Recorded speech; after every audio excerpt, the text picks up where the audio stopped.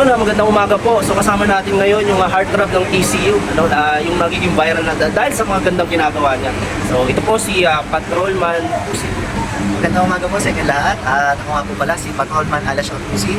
At nagpapaalala at magbibigay ng paalala sa inyo tungkol sa mga tips. Ang tips ko lang po ay tungkol po sa mga gamit natin mga motor. Kaingatan po natin sila.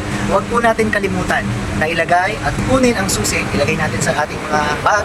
Huwag natin iwan na nakatenga lang ang remote sa bulsa ng mga NMAX natin, sa mga motor natin at ang mga susi dahil ang mga kriminal ay naghihintay lang ng opportunity para kayo ay pagnakawan.